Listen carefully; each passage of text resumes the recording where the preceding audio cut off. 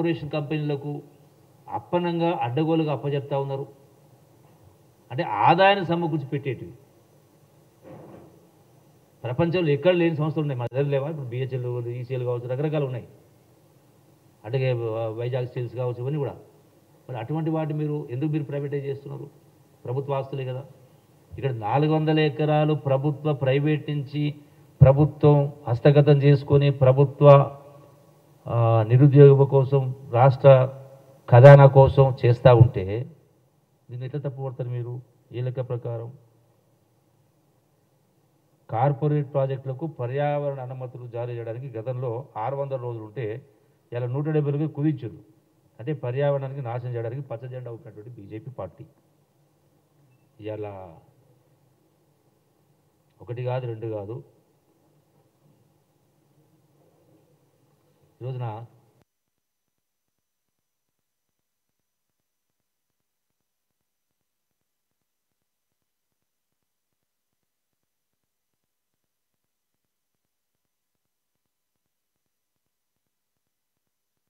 పారదర్శకంగా టెండర్ పిలిచిరా? మీ టెండర్లు పారదర్శకంగా పిలిచిర్రా? ఎన్ని వేల కోట్ల రూపాయలు లూటీ చేసిండ్రు? ఎన్ని వేల కోట్ల రూపాయలు అత్త సొమ్ము అల్లుడు దానం చేసినట్టుగా ఎవడబ్బ సొత్తు చెప్పని కాంట్రాక్ట్ల పాలు చేసిన మీరు లెక్కలు లేవా? కేసీఆర్ బజార్లోకి వచ్చిన వాడు మాట్లాడగలుగుతాడా? రుజువు చూపియాలా? అరే మీరు రాష్ట్రాన్ని, ధనిక రాష్ట్రాన్ని ఇలా అప్పుల రాష్ట్రంగా మార్చి ఇలా నెలకు 6,000 కోట్ల రూపాయలు వడ్డీ కట్టే పరిస్థితి ఈ దుస్థితి తీసుకొచ్చింది ఎవరు? మీరే కదా. మీరు నిజంగా ధనిక రాష్ట్రంగానే ఉంచుతూ ఖజానాలో వేల కోట్ల రూపాయల ఖజానా ఉండి ఉంటే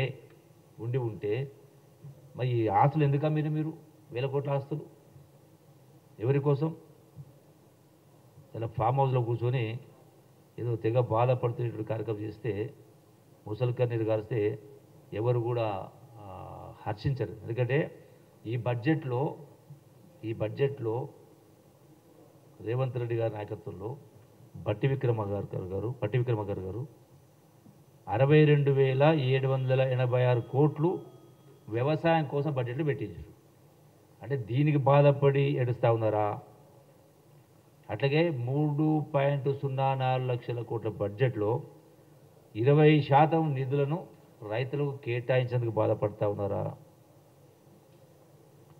అట్లాగే వరి సాగులో మీ హయాంలో కంటే కూడా ఎక్కువ ధాన్యాన్ని నెంబర్ 1గా దేశంలో ఇలా ప్రొడక్షన్ జరిగింది, అంటే వరి ధాన్యం. అట్లాగే మీరు చెయ్యని పని మీరు 10 సంవత్సరాలు చేయండి 21,000 కోట్ల రూపాయలు రైతులకు రుణమాఫీ చేసినందుకైతే చాలా అంశాలు ఉన్నాయి.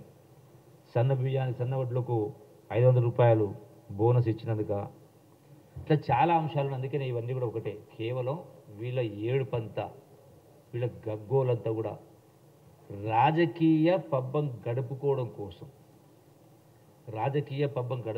కోసం బురద జల్లే కార్యక్రమం చేస్తూ బట్టగాల్చి మీదేసే కార్యక్రమం తప్ప సింపుల్ ఒకటే సూత్రం. దీనిలో అన్ని మొత్తం కాయిదాలునే, చట్ట ప్రకారమే వాళ్ళకు అప్పచెప్పి ఆ హైదరాబాద్ సెంట్రల్ యూనివర్సిటీ ల్యాండ్ను 1 ఇంచు కానీ 1 సెంటు కూడా ఈ ప్రభుత్వం తీసుకోవడం లేదు, తీసుకోవాల్సిన అవసరం కూడా లేదు. ప్రైవేటు పరమైన దాన్ని వాపసు తీసుకుంటా ఉన్నాం, ప్రజా అవసరాల కోసం ఉపయోగిస్తూ ఉన్నాం. ఎక్కడ కూడా అటువంటి, అంటే ఇవేమో వాస్తవాలు. ఇప్పుడు ఏం చేస్తున్నారు? ఈ నెలలో 10 లక్షల మందితోటి బీఆర్ఎస్ మీటింగ్ పెడతారట. అంటే ప్రజల అమాయకులు కాదు కదా.